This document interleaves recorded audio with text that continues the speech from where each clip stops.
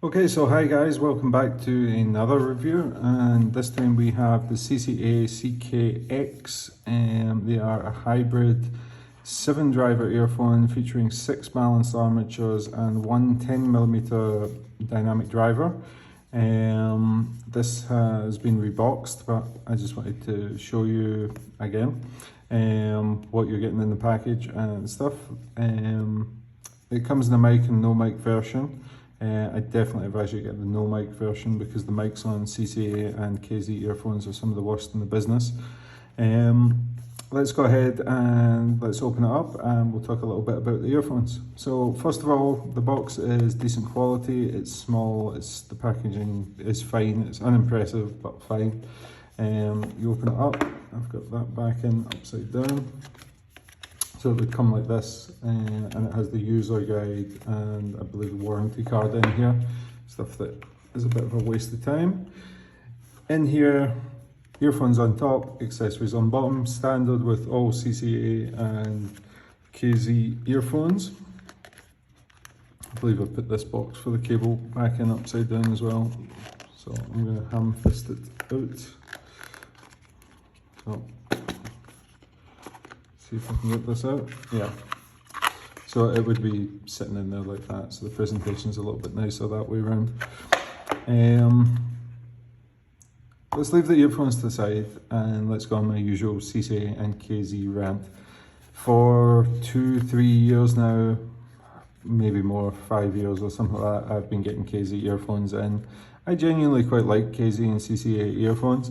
I just think that their accessories and their cables are beyond trash in comparison with what else is on the market just now. And you're going to see that in here. I've already had it out the bag. But it's this cable. It's better than the brown one that they had before, but this is an absolute bird's nest of a cable. It's horrible. There's no excuse for them to be doing this anymore when there's so many companies with cheap earphones with great cables. KZ and CCA, if you're watching this, change your cables. Enough is enough. Your earphones are pretty good, so why am I telling people to go and spend an extra $20 on a different cable when I know that you can get something yourself? I think it might be something to do with this proprietary connector, that they've just got a large bulk of these terrible cables and they're just trying to get through them, and maybe they'll update it in the future. But as it stands, you can see it holding memory. It tangles really badly. It's just not a nice feeling cable at all. But I do quite like their hardware. I like their splitter and I like the right angle jack that they've got going on here. It's just the quality of the gauge that they're using is pretty poor, and the braid or whatever coating they put around the outside of it. So that aside, what I do like about it, and the other thing, of course, KZ pathetic effort on the tips as usual, or CCA pathetic effort on the tips as usual. This is quite sad. You get 3 tips, small, medium and large, of really poor quality tips. But the earphones themselves are, I'm going to say, CCA's best earphones to date. They are very small, very nice. I'll talk a little bit more about the cable first of all. So the one thing I do like about the cable on CCA and KZ is that it is 2-pin. I would prefer to see an MMCX as always, just because I prefer that cable. But I do like that rather than a standard flush sitting 2-pin connector cable, that this one is actually hooded, and that hooding, you can see there, protects the earphones from ingress of water. You can see that the 2 pins go in and then the hood slides over the top of the connector. That makes it less likely that you're going to bend these pins because they don't protrude too much, but also stops water getting up. It forms quite a tight seal. It's not going to make them waterproof, but it's going to stop unwanted sweat and stuff getting into them. So I would like to see KZ keeping this, but just upgrade this to something usable. This is a mess. Now the earphones themselves are fantastic.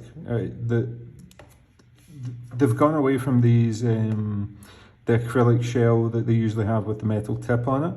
And this is an all metal body, and it's tiny. It's unbelievably small for having 7 drivers inside. Now there's a 10mm dynamic driver, which will take up the majority of that, but still to get a 10mm driver and 6 balanced armatures in there is quite something. Seriously small earphone.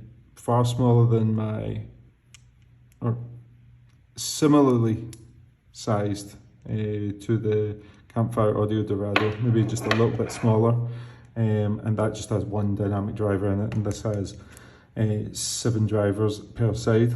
So it's an all metal construction, super small. It's got the metal grill on the outside, so you're not going to have to bother with cleaning it and stuff, and these just sort of disappear away in your ear. I use them with the medium tips, although I switched over to spin fits just because that's what I'm used to and that's my preference. It has got the little lip protrusion on the top there that stops these tips from coming off, and yeah, just a super comfortable, super well designed, small, good looking little earphone. Not much more to say about that. Really well made. Fixed the cable. I'm giving them, I think these are $70 or so. I'm giving them top marks at that price. That's really nice. Fix the cable and you'll get some serious props, CCA. So in terms of sound, it is okay, it's fine. It isn't what I would call audiophile quality or audiophile leaning. I would say it's premium consumerish, if that is a thing. They're not source dependent at all. Like, I can play these straight out of phone or out a high-end source, and they're very easy to drive. Doesn't make much of a difference to the sound. They are a V-shaped earphone with some warmth and smoothness, a rolled off treble. It gets rolled off way before it becomes sibilant. It's very pleasant, very easy to listen to. It's perfectly adequate for listening to something bassy or EDM, that sort of stuff, pop. It does well, it sort of excels in those sort of things.